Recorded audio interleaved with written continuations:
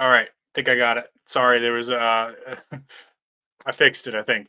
If you can hear me or let me know, 5 by 5 down in the corner there. I will keep an eye on chat. Anyways, welcome back to the Friday Night Prepper pre-party show. Sorry about the little technical difficulties and delays. I think we're ready to go ahead and get started unless you all are hearing any audio issues like echo or if I'm not coming through loud and clear there. And tonight we have more of a sobering topic than we've done in the last few weeks. A lot has happened since the last time I streamed with you all on last Friday. Very strange week, very difficult week. And I know for a lot of people, this is stirring up a lot of stuff. Thank you so much. Appreciate that. And thank you, Lee, for helping out tonight. Vanessa Kitty, good to see you. Vasar, thank you so much. Appreciate you. Yeah, so tonight we're going to talk about PTSD, combat trauma, war trauma, and what you can do as a layperson for some mental health first aid. And as a reminder, if you're brand new to the channel, please be kind to the moderators. They give their time freely. They are not paid. They just volunteer their time here on Friday nights to help us out. So you can say whatever you want to me. You can disagree with me. I ask you to not be racist or sexist, of course. Moderators have permission to boot people out or put them in timeout if that need be. But other than that, you can disagree with anything I say. I actually welcome a little bit of debate. If you have questions, not just about trauma or any mental health topic, go ahead and throw it in caps tonight, and I will try my best to answer as many questions as I can to the best of my ability. I am just to give you my credentials. I am a 25-year licensed therapist. I've worked in 3 different states in multiple different systems of mental health, including the private sector, the public sector, the government sector, pretty much you name it with all different populations. Currently, I work with a lot of trauma. That's becoming my specialty in the last couple of years here, especially with first responders. And I've worked with a few veterans along the way as well. But I can speak to some other topics as well. So if it's something I don't know about in mental health, if it's not an area that I'm strong with, I will just say I'm not the right person to answer that. I also put some resources in the description down below. So check that out. Some books on recovering from trauma that I recommend. And also, if you are not familiar with it, I also have a mental health channel, which should be scrolling down the bottom of your screen there. It is the official Mental Health Matters channel. So if you find this kind of information interesting, if you'd like to learn more about mental health first aid or just coping skills for your own illnesses, or if you're a therapist and you're looking for some good discussion around different modalities and things that are going on in the field, go ahead and check out that channel. If you like what you see, please subscribe. And thank you so much. Let's go ahead and get started. So, uh, Stuart, thank you. Appreciate you, brother. It's good to see you again. Let's go ahead and talk about first how trauma works in the brain because I think I'm trying to condense like a whole semester's worth of information here and 25 years of experience into like an hour or so of a live stream. So I'm going to have to simplify some things, leave some stuff out, of course, but I'm going to try to make it as accessible as I can. So the first thing I want you to understand is we need to talk about how trauma works in the brain, right? So when a person is in an emergency situation, and this is going to be important later on to understand how to help people if you encounter somebody and maybe it's a loved one, maybe it's a friend of a loved one, maybe you're, God forbid, you're ever in one of these situations where you're going to have to be the uh, first aid responder for a person who's experiencing mental health trauma from combat and war and things like that. But in the brain, whenever there's a survival situation going on, the part of the brain that takes charge, that jumps to the front, is really it's in the back here. It's in the brain stem, right? And the amygdala is heavily involved. There's other parts of the brain that are involved, but basically it's your fight, flight, freeze, right? So your fight, flight, freeze part of the brain is it's a survival thing that's encoded into us humans. It's basically there to protect us, and several things will happen when that gets activated that are good, and some things are not so good. But its primary purpose is survival. So when that gets activated, your the certain things may happen that you might notice. So your gross motor skills, that's your big muscle groups, are going to get super strong, right? So when you hear about people lifting cars off babies and things like that, that's true. That those things do happen. You get like Superman strength. Your finite motor skills, that's like your micro motor skills, gets kind of jacked up. So if you ever tried to dial a phone when right after a car accident or something like that, and it's hard to dial, that's what's going on with that. Some people get tunnel vision, right? And this might be something that's kind of encoded in us from, well, it is something that's encoded in us from evolution, but not everybody gets that tunnel vision effect. Your heart rate's going to speed up. Um, your brain processing power is going to speed up, and it's going to, so if you've ever had the experience where you've been in a combat situation or you've been in a life-threatening situation and you felt like time was moving really slow, what's happening is your brain is so jacked up on overdrive that it's relative, right? Time is relative. So think of it this way: when you are on a plane, right? If you've ever flown on a plane and the plane's up in the sky and it's going over 700 miles per hour, but if you look at it from the ground, it looks like it's moving very slow, right? So time is relative from the perspective of the person who is experiencing it. And so when your brain processing power gets sped up like that, things are going to appear in slow motion. It's just that your brain's on hyperdrive, which is good because it's also going to improve your reaction time. Excuse me. Fighters, athletes sometimes like to channel this, and there's ways to do that to intentionally speed up their reaction time, right? So, how does a person hit a 95-mile-per-hour fastball? By having really good reaction time. So, if you've ever seen a fighter like Anderson Silver was really good at this. They could do a slip. A slip is when they kind of do one of these, and the punch just basically flies past their face. Superhuman reaction time there. So everybody's got a different threshold on that kind of stuff. What else happens? You get a high resilience to pain, high tolerance for pain. I'm sorry, high tolerance for pain. You can run faster. So all of those things happen, which is all good because you need those for survival. What else happens is that as that part of the brain takes over to protect you, it is not designed to handle information and transform it into memories in a good way. This is critical. This is an important piece to understand. So it takes over, it keeps you alive, and then after the stressful situation is over, it takes all that information and it sends it up to your higher brain, and it tries to sort. And your higher brain's going to try to sort that out and put it into a memory. Okay, so everything we do in our life is stored up here. Everything, whether you remember it or not, it is up there. It's just maybe not accessible, right? And so your brain sends up this trauma imagery, the smells, the sounds, the the feeling, um, and then your higher brain's trying to, like, what do we do with all this information? This is not how we usually get information because it's processed very differently. It's almost like you took a jigsaw puzzle. This is a metaphor. Remember, I have to simplify this because we're trying to squeeze a lot of information into a short period of time. But imagine if you took a jigsaw puzzle and you like just crushed it all up, put the pieces in a box, and then you sent it to somebody. That's kind of what it's like, right? So all these pieces of information go up to the brain, and the brain says, "Okay, we gotta sort this and file it as a memory." Now, the brain likes to sort things in certain ways. Two ways that the brain really likes to sort information. It makes, basically, think of like file folders, like on a computer. Two ways that the brain likes to sort information from your personal experiences is one very popular way for the brain to do it is by smells, right? So this is why smells can be such a huge trigger for trauma. Another way is by how it made you feel. Okay, this is going to be remember that because it's going to be really important in a minute here. We'll give you a little bit more information. So those are two ways that are very common for the brain to sort information and sort memories.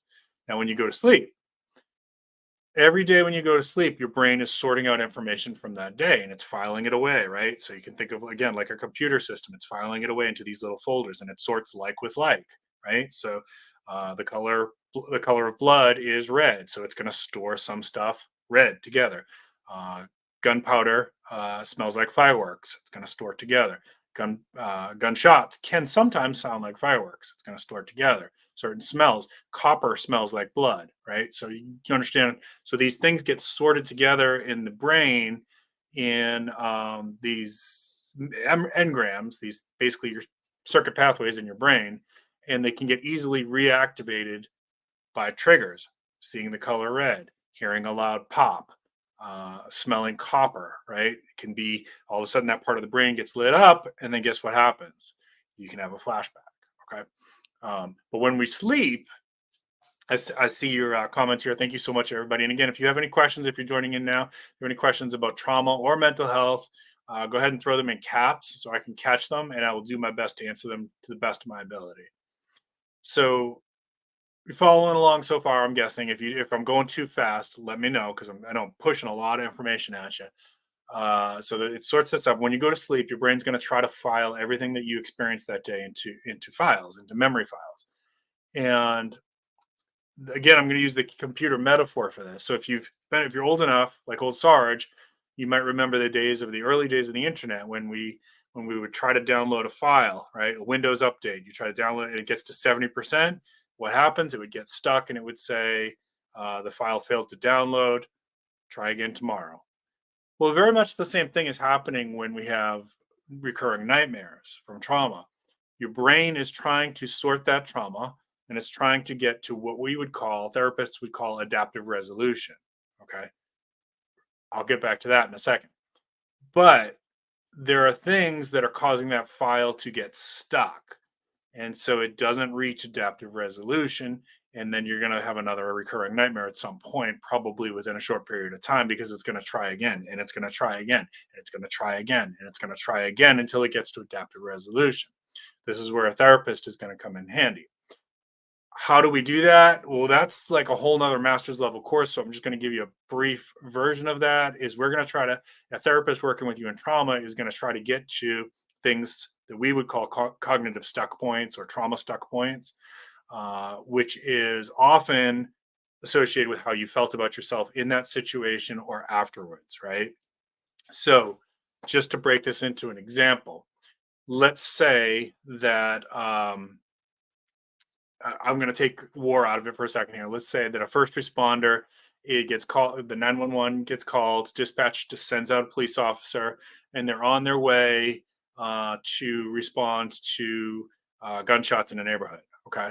And so the police officer's trying to get there. He's coding his lights, he's going as fast as he can. Of course, there's traffic laws, and they have some limits, even within being able to code. They have their limits as well, but he's going to do his best to try to get there as fast as he can. Then he gets there, and unfortunately, he finds that there's been some kind of gang fight, and a 14-year-old kid is dead.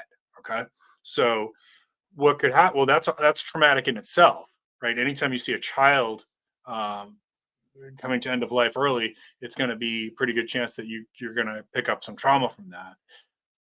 As a first responder, he may say, if only I had gotten there 5 minutes earlier, right? Or if only I had gone left, if only I had gone right, if only I had went 5 miles per hour faster, right? Those are all cognitive stuck points because the reality is we don't know that that's true. You're just, you're creating this other, when you do that, you're creating this other scenario in your brain that basically is preventing it from getting to adaptive resolution. Okay. So your brain can't get to, hey, this crappy, horrible, disgusting thing happened, and I'm really sad about it, and it really sucks, and it makes me angry and it makes me anxious because we have this other version of the story that says, if only, what if? And that's just an example. There's dozens of possible, maybe hundreds of possible cognitive stuck points. I use that one because that's a very common one that I see. The what if I had, if only I had, right? So that's a cognitive stuck point. So as a therapist, we're going to try to unravel that and get the person to question it themselves and accept that no, there's really nothing else you could have done. You did the best that you could. Okay.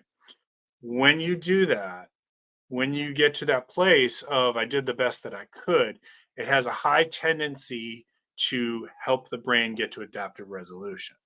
Okay. And I'm going to give you more simplified ways to help somebody with this. I'm just giving you the understanding of how trauma works in the brain right now. So it's not super critical that you remember all this, but I think some people might want to know why these things happen. So we can get you to adaptive resolution, then it becomes this horrible bad memory. And it's always with you. Like when you see something like that, it's always with you. But a bad memory is different from a trauma memory in that a bad memory isn't necessarily going to have all these intrusive flashbacks all the time. Periodically, yeah, it might still happen. You might have these images pop up and things like that, but it shouldn't be as intrusive and it shouldn't be as create as much anxiety and dissociation. And dissociation is when you kind of like disconnect a little bit. That's a really short explanation of that. The nightmares should go way down, or they may go away completely. I've seen that happen with some really bad, horrible trauma situations when the person does the therapy work and gets the benefit from it. Well, sometimes their symptoms will go down to zero. Um, Sometimes they don't. Sometimes they go down, but not to zero, right? Um, so let me take a breather here. That was a lot of information. Let me check your chat real quick, and then we'll go on to the next piece of this. Is this resonating? I know I've got some veterans in the room here. Is this resonating? Hey, Sassy, it's good to see you.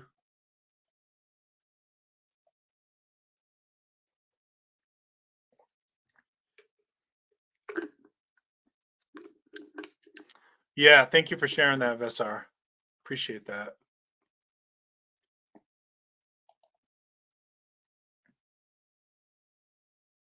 God is great. It's good to see you, my friend. Burpee, it's good to see you. Yeah, and the statistics on this are only continuing to climb, especially in young people, especially in young people. We could get into that another day today. I'm gonna just try to stick as close to trauma as I can. But yeah, hey, Kentucky, it's good to see you. Appreciate you, Angie. Thank you so much for joining. So let's see if I missed anybody. Smells are a big trigger. Yep. Yeah, they that's where so I tell my first responders that I'm working with that the trauma's bad, but what we do to ourselves after the trauma is often way worse than the trauma itself in terms of like that mental battle we're placing in our head of what if, what if, what if. Forgiveness of self, it can be a factor there too, but I find a lot of times people are persecuting themselves for something that they really shouldn't. It's not theirs to own, right? Like that's um, you know, if you were a soldier that's sent off to war, you're going to have to do some tough things, some really ugly things, and you're ordered to do that, right? Let's not get too extreme here with examples. I know it's easy to say, well, yeah, the in World War II, the Nazis, things like that. Yeah, I get it, I understand, but for the most part, soldiers don't have a lot of control when they're ordered to do something like that, and sometimes people are drafted too, right? Like Um, Vietnam, we had the draft, and guys who weren't wanting to be soldiers were sent to war in order to do things, and it's not their fault.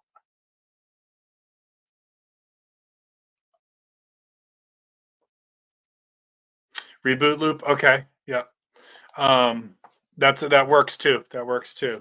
Yeah, I just use the metaphors that make sense for me. Adaptive resolution is when I say adaptive resolution, that is a clinical term.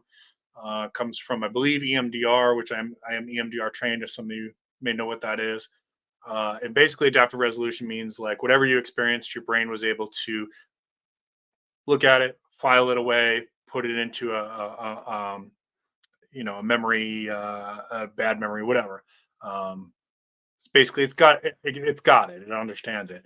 When we don't reach adaptive resolution, that's when a lot of times these symptoms keep happening because the brain's trying to get there. So nightmares, as bad as they are, flashbacks as bad as they are to experience, really what's happening is your brain is trying to heal it. It's trying to get there. It doesn't feel good when that's happening, of course, and we have to figure out how to get it to stop happening on a repetitive. We have to get that story to its conclusion. Oh, I'm so glad to hear that, Sassy. So glad to hear that. And I think I'm going to put that up on the board here. Hey, Fred Petros, thank you for joining. Appreciate it. I think that one good thing that I have seen with the rise in mental health issues is that it's getting more accessible for people to seek out and get help. That it's okay to do that. Um, and with the first responders and with veterans for so long, there was this "we don't talk about it, suck it up, Buttercup" kind of thing, which really did a lot of damage to a lot of people, and it wasn't the right way to go about it. I see that to some extent dissipating. It's still there. It's still there, but it's getting better. The biggest thing that helps that is not when someone like me as a therapist says, "Hey, you might benefit from therapy." Like they don't want to hear that from me. But if your friend who's a veteran who was in the war with you, or your friend who's a cop who also had some pretty bad trauma, or your friend who's a paramedic who had to do CPR on an infant says, "Hey, I went to therapy and it helped me a lot," that makes a difference because that helps us cut down the stigma. And that has been the biggest factor in making mental health care accessible, not just to my first responders and veterans, but to everybody. That's the good news. Bad news is we need a lot more people in the field. We are short on therapists, big time, big time. And depending on where you are in the country, if you call for a therapy appointment, you might be unfortunately waiting for weeks. I've even heard horror stories of people waiting for months to get in. Now, you all know, what does it take to get to the place where you say, I need to go get help? You got to build up a lot of like nerve to say, I got to go into a room with a stranger and talk about stuff that I really don't want to talk about. And I'm going to have to show my emotions. And I really don't want to show my emotions because emotions are gross. They're icky. And as guys, we're taught to just stuff that crap right down. And we get good at it, like really young. Like first time you get into a little fight on the playground, and if you start crying, and you learn real quick, boys don't cry. So you learn to stuff that crap right down. And we learn to turn it into something else, which is not so good. It's not so good. It can be useful in some situations. I'm talking about anger, of course. Anger can be useful, but you have to be careful because anger can become rage. Rage is not good. Rage is not good. So it is getting more accessible, but we need people to get into this field for sure. All right. Yeah, and I'm hearing that in a lot of places, and that makes me really, really sad. And I could get off on a tangent about that one, Lee. That like we can spend how much is it's 100 million for an F-35 fighter. If we put as much money into veterans healthcare as we did to the development of new weapons, we would have fantastic, amazing healthcare for our veterans and housing. We would have amazing services for our veterans. But that's not the priority, is it? The priority is building a bigger bomb. Don't get me started on that tonight. We're stay on top, Sarge. Um, that's good stuff right there. Right, right. So the idea here, what I'm about to teach you right now, is mental health first aid. So this is not it's not going to make you a therapist. What I'm going to teach you is not therapy. What it is designed to you're going to triage somebody if they're experiencing the after effects of trauma. And this can be like right afterwards, or it can be 10 years later. You happen to be at a barbecue and you see your cousin all of a sudden is having some kind of dissociative event, and you want to help. You can use the stuff that I'm going to teach you today. But it doesn't mean that it cures the condition.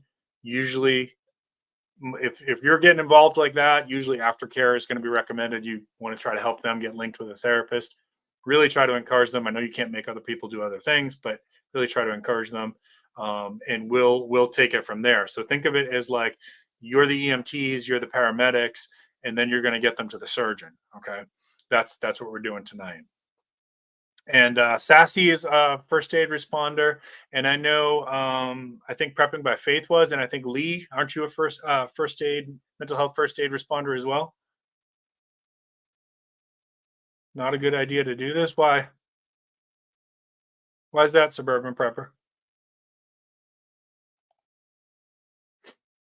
Um, so what we're gonna do here is this comes from the NOVA model, the National Organization of Victims Assistance, and I'm going to, yeah, I thought you were a a mental health first aid responder as well, Lee. Thank you. Appreciate you.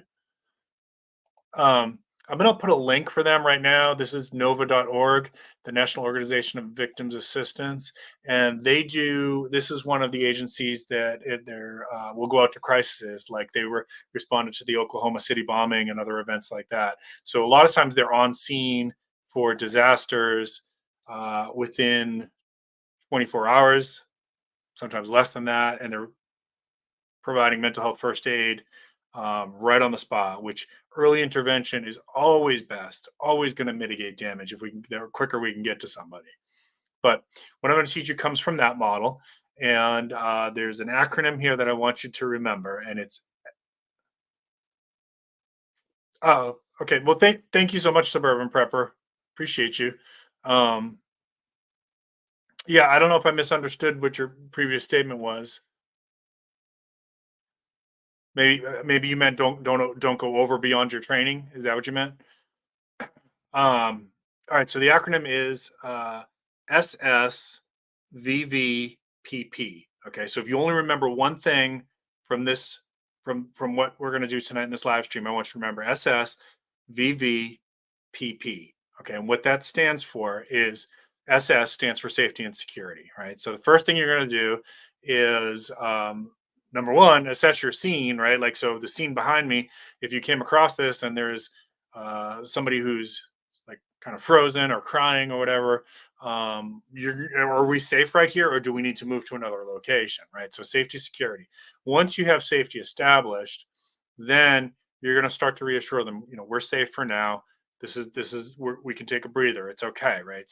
You want to establish that the immediate environment and the immediate people that you're with are safe. Okay. So that's immediately when a person hears that, and if you can get them to repeat it, so like say, you're safe right now.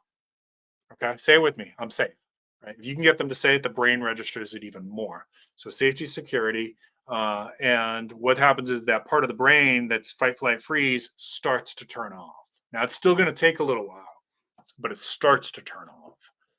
And so their blood pressure is going to slowly start coming back to normal. Their heart rate is going to slowly start coming back to normal. Their finite motor skills are going to start getting better. Their brain processing is going to return to normal. Your higher brain functioning is going to start to come back online, and that's what we want, right? So that's what we want. So now, the next part of this is ventilate, validate. Okay, so that's two different things. Ventilate, get them talking. What did you see? What did you see? Right? I don't want to talk about it. Okay, I know it's really hard to talk about, and I'll respect that if that's really what you want. Respect their boundaries, but I want you to know if you talk about it, it might help you feel a little bit better. I'm a mental health first aid. I know a little bit of mental health first aid. I really would like to help you. Can you talk about it? And if you can get them talking about it, again, respect their boundaries on it. But if you can get them talking about it, that automatically is going to start to mitigate some of the damage as well. And again, early intervention is key. The sooner we can get to this stuff, the better the results are going to be. The quicker the results are going to be. So ventilate, get them talking about it, right? And so typically, if somebody's doing this, you're going to hear stuff like, I'm going to use a tornado example. I thought I was going to die. That was crazy. The sky turned green. It sounded like a freight train was coming through my living room, right? And they're going to be like, kind of like trying to describe what, because it's processing now. That information came up from the lower brain, the amygdala, and now it's trying to process. And by you letting them do that with you, talk it out with them, repeat it back to them, right? That's actually helping it to get to adaptive resolution. You're already doing a lot of the work right there just by helping with that process, especially early on. So get them talking. Tell me what you saw. What were you feeling? What did you smell? What did you hear? Right? Got to pull in those five senses. If you see them start to get nervous again, remember, you're safe now. It's okay. You're safe now. We're in a safe place, right? Go back to safety, security. Breathe with me, slow.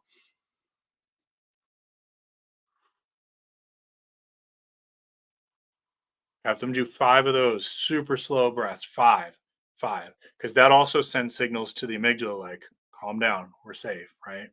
Um, there's other tricks I can show you, but I'm just trying to squeeze so much in right here.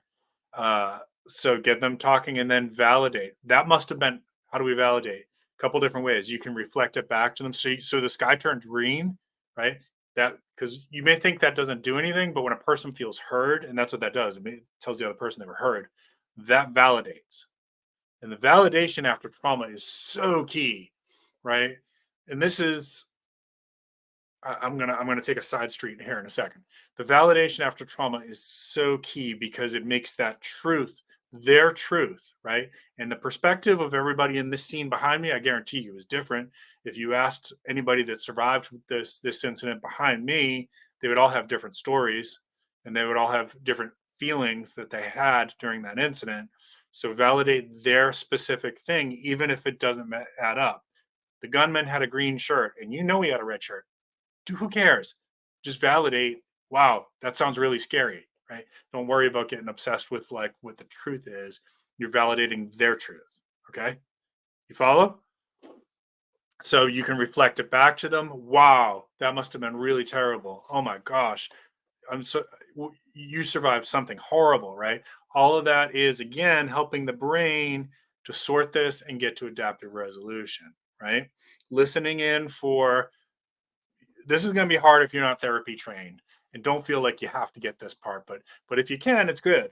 Listening in for those little cognitive distortions, like I shouldn't have been here. That's a cognitive distortion, right? Take this scene behind me. I shouldn't have been here. Okay, what were you doing? I was going to get groceries. You have a right to go get groceries, right?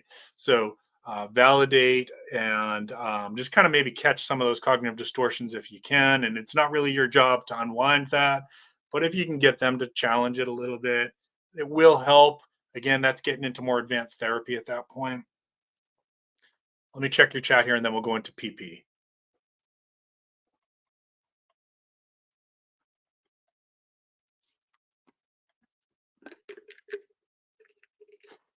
Yeah, thank you for that, Sassy. And one of my supervisees, what that is in my field is when you get to a certain level of clinical licensure, you can take it one step further and become licensed to supervise people.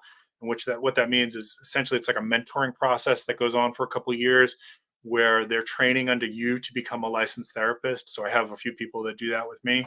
One of my supervisees does that kind of work, and we're all constantly talking about the similarities and differences in terms of PTSD symptoms are very very similar, but there are some differences in the experience and how you treat it between, like, say, combat trauma and you know sexual assault trauma and that kind of things. Different types of trauma, but there's also some similarities. So um, I would say if it helps if somebody's trained in like the kind of trauma, human trafficking, sexual assault, things like that.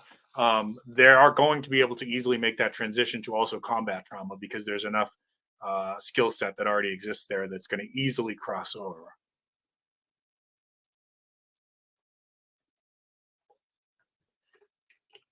Lee, thank you for posting some links there. Suburban Prepper, I appreciate you. Thank you for your service. And I know there's several other veterans in the chat here today too. Thank you for your service. And if there's any first responders watching this, thank you as well. I really, really do appreciate you. A lot of people are hard on first responders and don't realize the kind of things that you all see every day. I hear the stories, so I do know, and I appreciate you and thank you. And you do not have to identify yourself if you don't want to.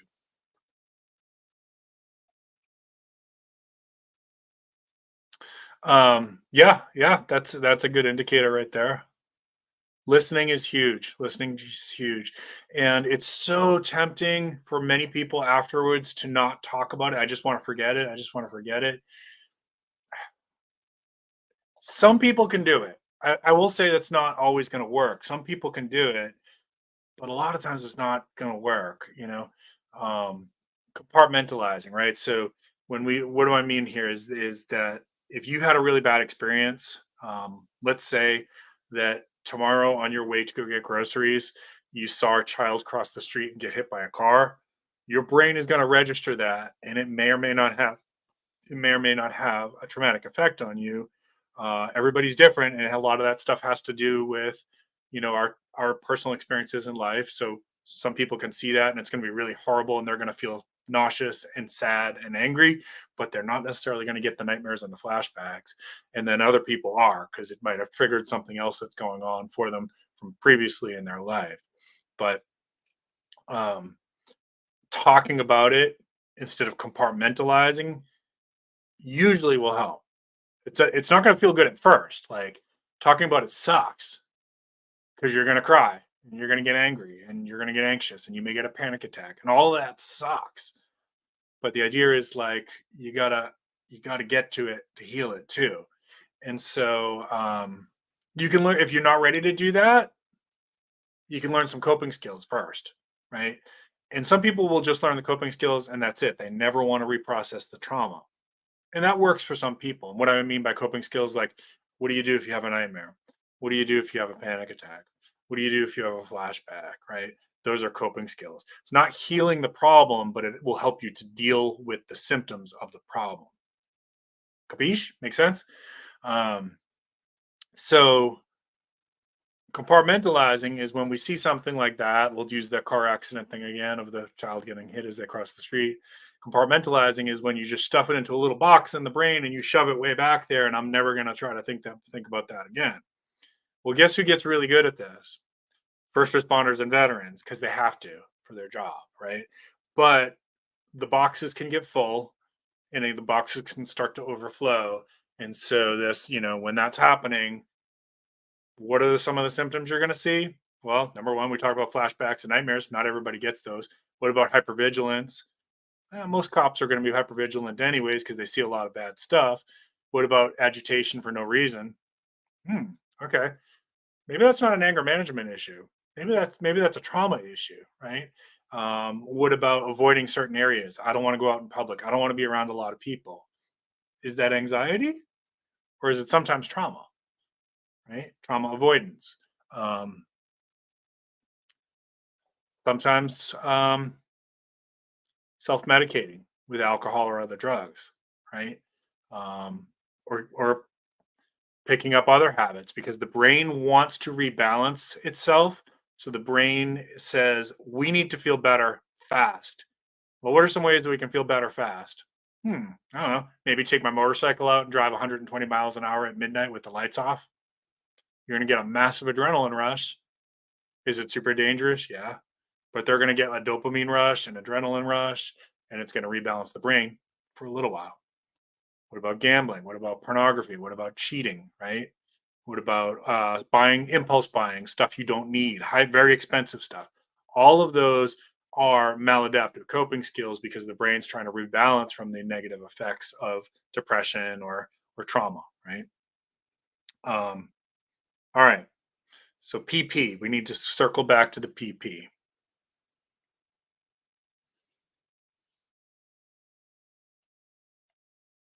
Just checking the chat. Sorry. Just listen and validating. Absolutely. You can do so much good, so much good, so much damage mitigation just with that. Just with that, you can do amazing stuff. Yeah, and that's fine. That's a great healthy coping skill. I haven't been in a long time. I'm ashamed to admit it. I do need to go myself. I have not kept up with trigger time. No, that's a story for another stream. All right, so we did SS, safety security. We did VV, ventilate, validate. PP is plan and predict. Okay, so this is the part where you're going to try to help them with what happens next. Okay, and that's going to be situational.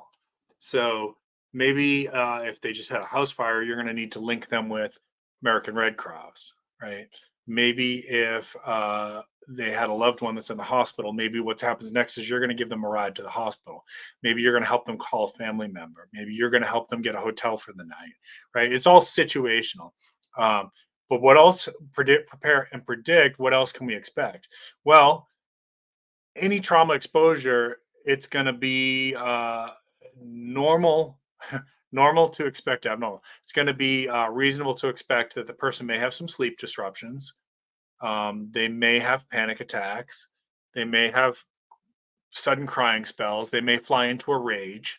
They may have confusion and difficulty concentrating. They may be tempted to drink more or smoke more weed or whatever it is that they're into. They may avoid people. They may get nightmares. They may not. They may get flashbacks. They may not. Those are all possible within the spectrum of trauma exposure. 72 hours, 2 weeks afterwards. Okay, most people are going to get that stuff for at least a little while, and then if your brain is able to get it to adaptive resolution, somewhere between 72 hours and 2 weeks later, you're going to start to feel back to baseline. Now, if you lost a loved one, that's different. You're going to go through grief. Traumatic grief is very, very complicated. But let's just say that you saw a bad car accident. Within 72 hours to 2 weeks, if your brain reached adaptive resolution, you're going to start to feel better. Well, from prepare and predict, going back to our PP now, um, we want them to know if they're 2 weeks from now, if you're still having these symptoms, it's time to talk to somebody. Might be a good idea to talk to somebody anyways. Why wait, right? If they're, but people are reluctant, and I get that. Not everybody wants to go into therapy. It's not super fun to go to therapy. It can be feel very good and healing to do it, but it's not fun usually.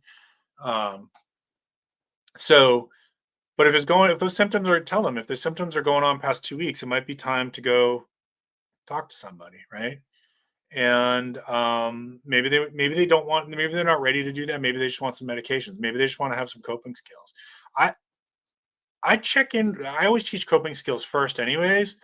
And before we start to get into like digging at the trauma and talking about the really ugly things that you don't want to talk about, I check in with them again, like, hey, you're doing really good with your coping skills. It seems like you're managing your symptoms pretty good.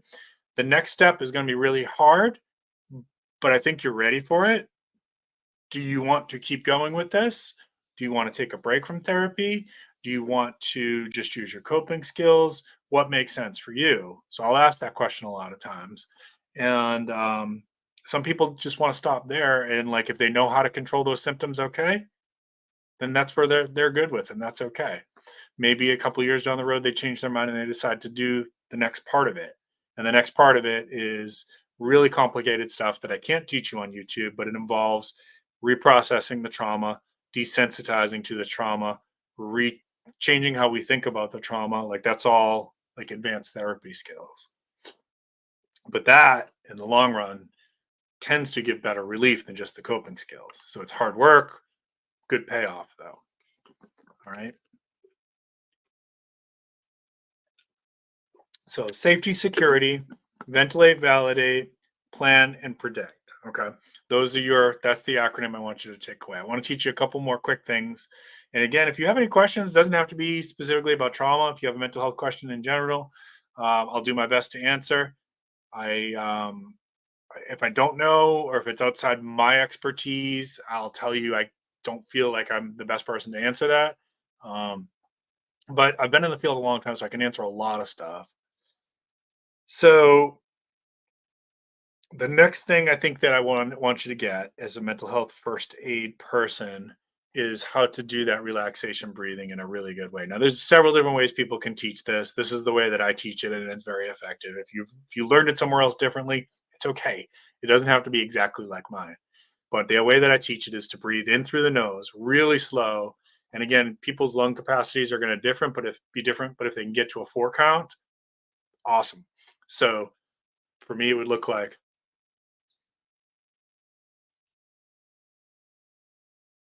hold it for a second at the top, and then exhale through the mouth.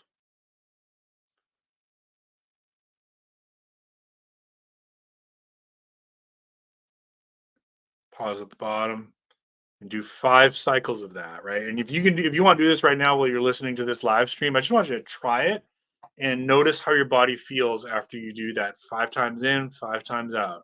You should feel more relaxed. We've actually done tests with this where a nurse will check somebody's blood pressure before we do it, and then check their blood pressure again after we do it. And there's almost always a noticeable drop in blood pressure. Heart rate should come down, right? Again, it's sending signals to the part of the brain back here that tells it calm down, stand by, we're okay. All right. So we call it diaphragmatic breathing, but you can call it relaxation breathing. You can also have them put their hands on their stomach and just kind of watch the rise and fall as they breathe and try to fill their whole lungs, right? So I can't really show you from here, but imagine if my stomach was here, it would look like,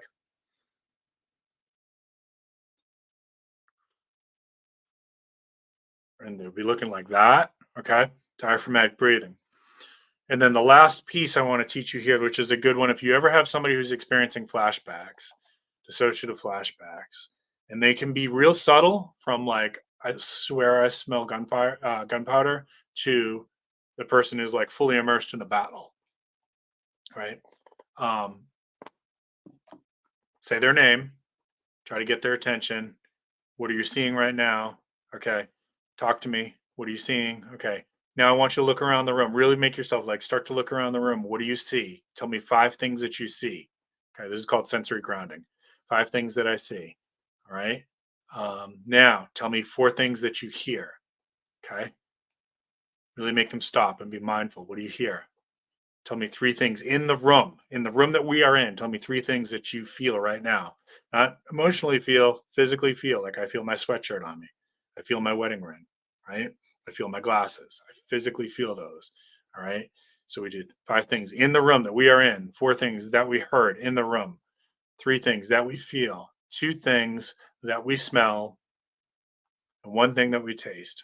Now, if they can't come up with it, it's okay. Don't get stuck on like, okay, I don't hear 4 things.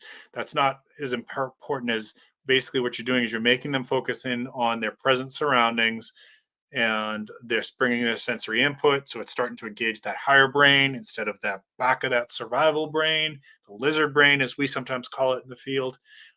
It's engaging the higher power brain, try to break them out of that dissociative episode, right? If that doesn't work, what day is it? What year is it? Who's the current president? What was the last book that you read? What was the last movie that you saw?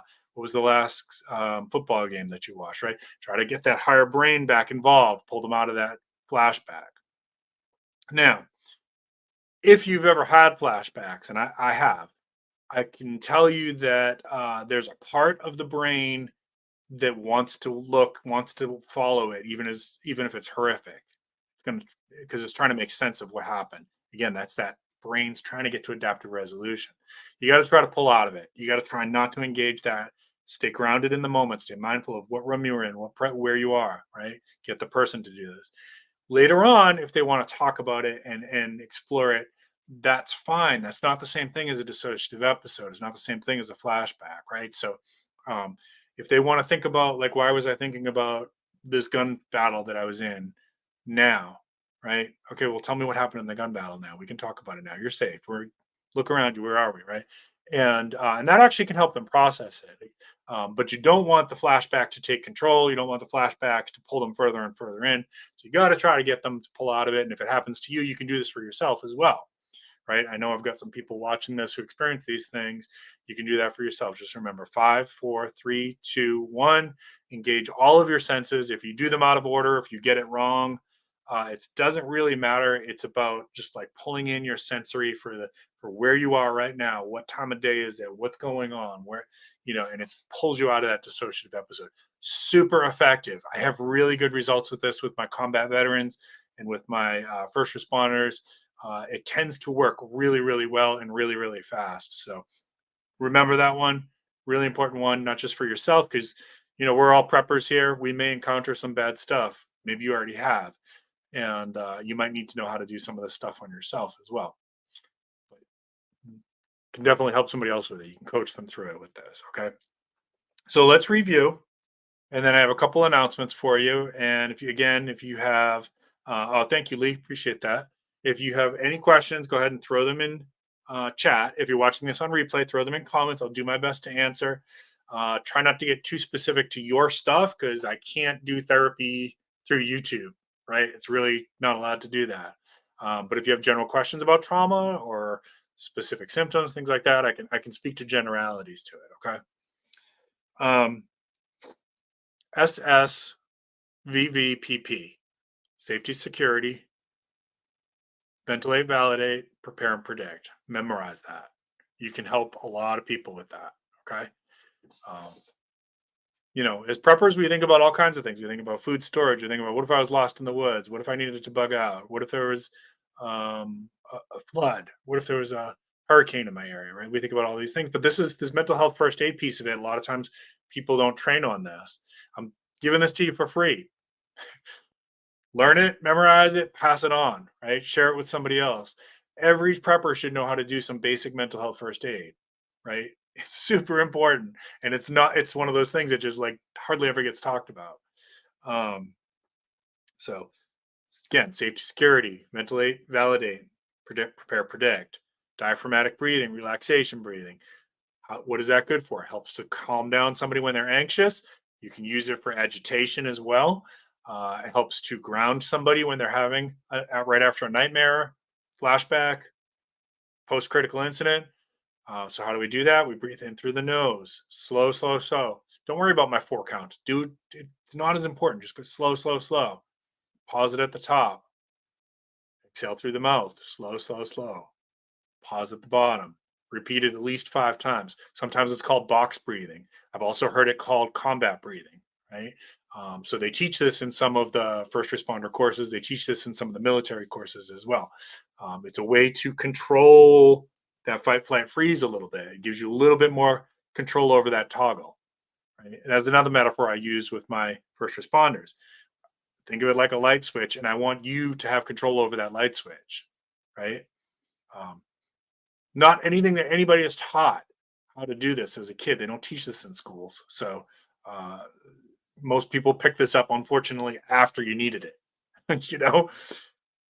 Um, so we did the SS, VV, PP, diaphragmatic breathing. And then the last one we did was sensory grounding. How do we do sensory grounding? So this is one you're going to mostly use for if somebody's having a flashback, or maybe you're having a flashback yourself. As soon as you recognize, like, whoa, why am I thinking about this? Why am I seeing this? Start pulling yourself out of it. Look for 5 things in your immediate vicinity, 5 things that I can see, 4 things that I can hear, 3 things that I can feel physically, not emotionally, physically, 2 things I smell, 1 thing I taste. And if you don't come up with 4 things I hear or 3 things I feel, just keep going. Doesn't matter. It's not about the count. It's not about getting the right sense for the count. It's about just being mindful, present, using all your 5 senses to engage the higher brain. Okay.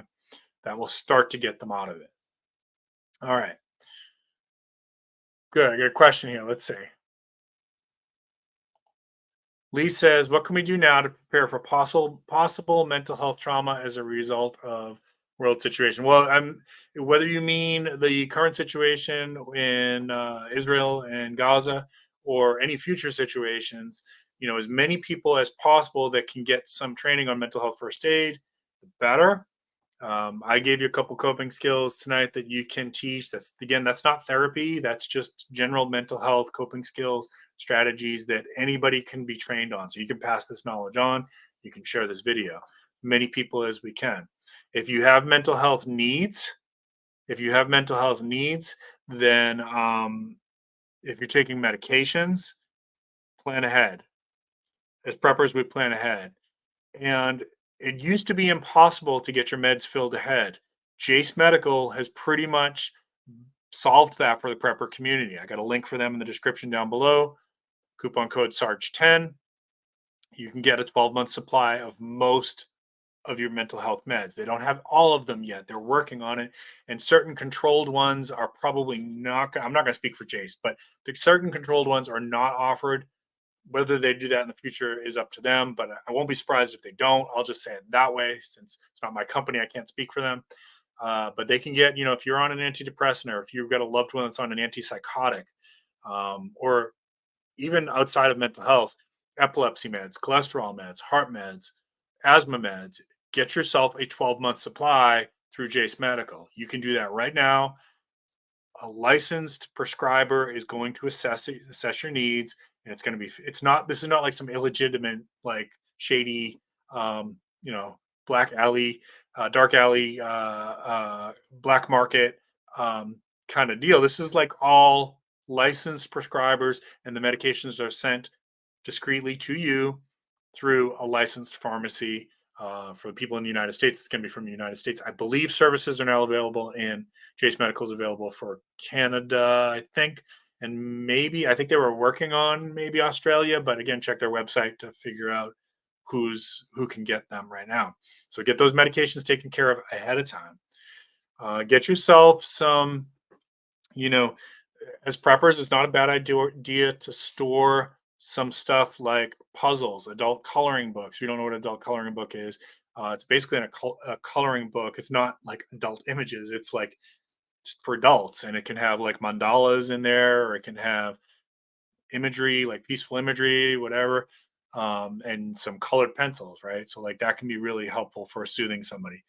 For kids, you want to have like maybe some dolls and action figures and toys and things like that, where they can they can kind of play. And there's things that a therapist, if you have a therapist on your mutual support team, your mutual assistance group, there's things a therapist can do with that to help a child get through trauma as well. I put some good books and some that I like on trauma in the description. I recommend you check those books out. Right, they're I think I put 3 or 4 of them in there, all really, really good stuff. Get your training on if there's one in your area on becoming a certified mental health first aid responder. A lot of times it's free, but even if it's not, well worth your money to go get that training. You'll learn so much more than I just taught you here. Go get therapy yourself, right? Especially if you're struggling with issues with trauma yourself. The best way to be helpful to somebody else is to, number one, make sure that you're taking good care of yourself. And we as therapists are constantly on each other about this. Like, hey, dude, you got to take care of your wellness. We check in with each other a lot. Believe it or not, there's, just like every field, we have our behind the scenes stuff. We're constantly checking in with each other, right? This is why I like working with a team. I could go solo. I could have gone solo years ago. I like working with a team because we constantly check in on each other, helping each other out, right? So manage your own mental health. Learn about things like why wellness and exercise and walking, getting outside, right? So when you're anxious, when you're sad, when you're depressed, when you're experiencing some trauma symptoms, what do you want to do? You want to isolate and avoid. And you got to get outside. You don't have to necessarily be around a lot of people, but you got to get that fresh air and sunshine. Almost going to be, just making this number up, 30 times harder if you do not go outside and get fresh air and put your hand in the dirt and your feet in the dirt and breathe that fresh air and get that sunshine. It's going to be a lot harder to heal. A lot harder to heal. That's why the mental health hospitals are not good unless they've got, some recreational stuff that lets people get outside, because a lot of them don't have windows, or if they do, they're barred windows, things like that. That is not conducive to mental health. We got to get that fresh air and sunshine. The newer ones should have that. If you've gone to a newer hospital, they should have like some kind of area where people can get outside recreation. What else? Talked about medications, talked about nutrition. um I know there was something else I wanted to say about learn how to meditate, learn how to lead a group meditation. That's another good one, right? You can do a lot of good for people with anxiety and trauma just by teaching them how to meditate. So learn how to do that. Yoga is fantastic for it. Tai Chi is fantastic for it. So you can get trained on how to teach somebody some yoga and Tai Chi. You can do a lot of good with that, right? Figure out who in your mutual support group, if there's a big crisis and you're going to have to band together, figure out who's going to be the people that are going to be your leads on this, right? Usually it's going to have to be somebody with a lot of kindness, patience, and compassion in their heart.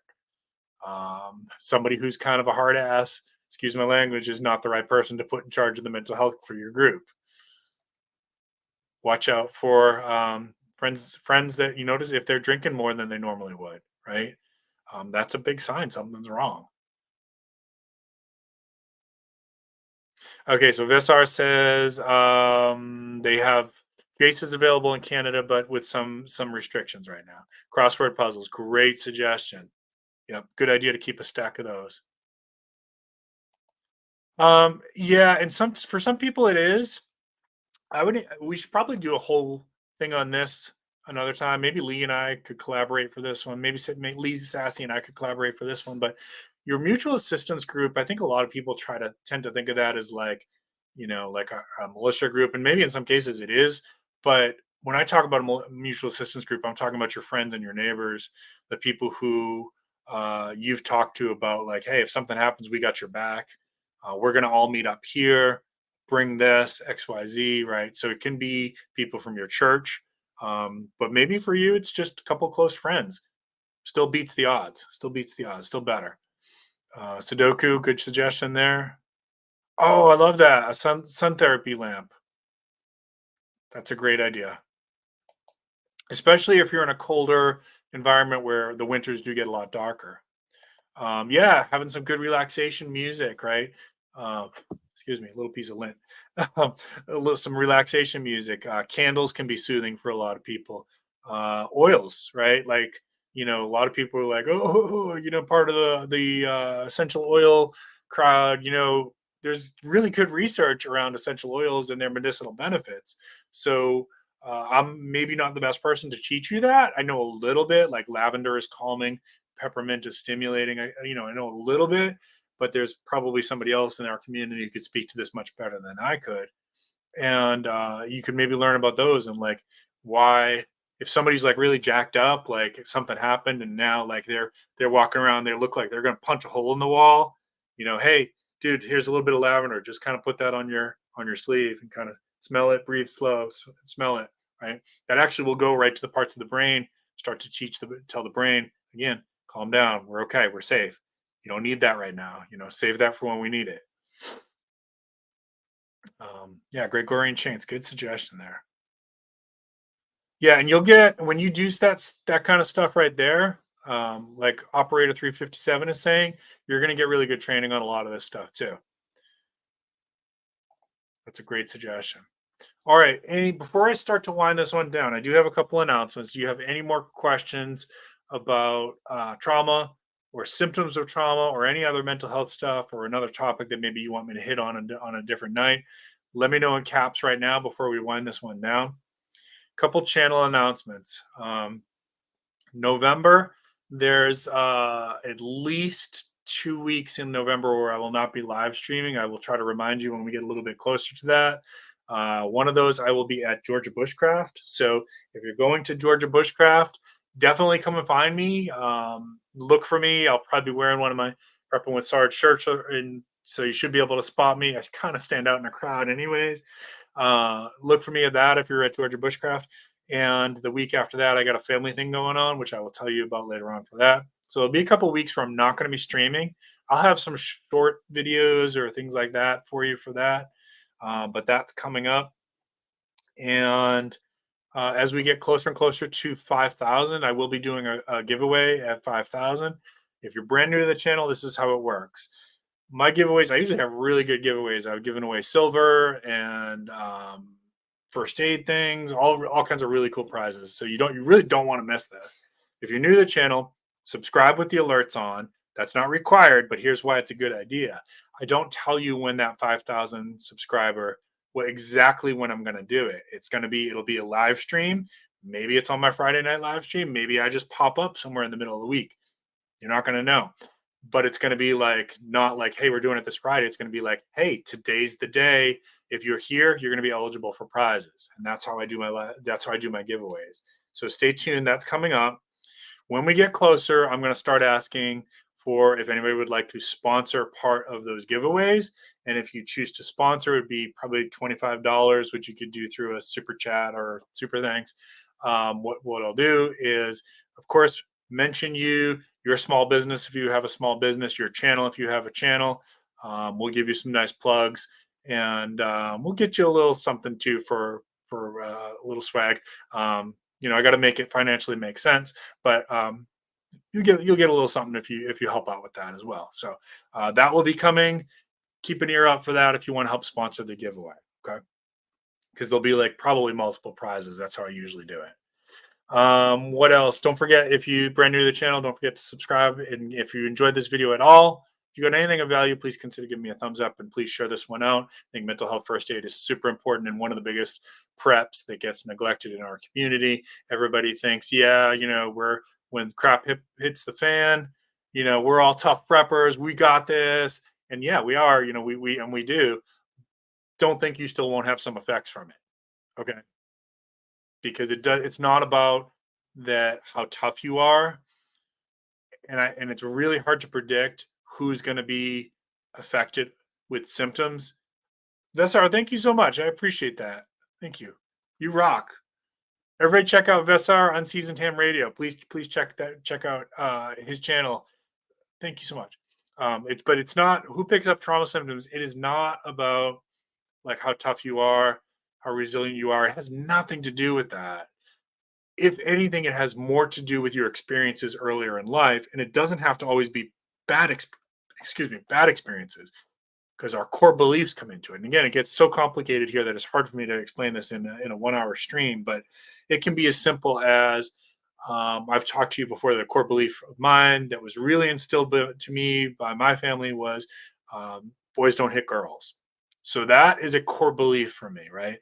And what happens is your core beliefs, if they get violated, that can be a trigger for you, right? So you may see, we may be in a situation and we see a female soldier get struck by a male soldier.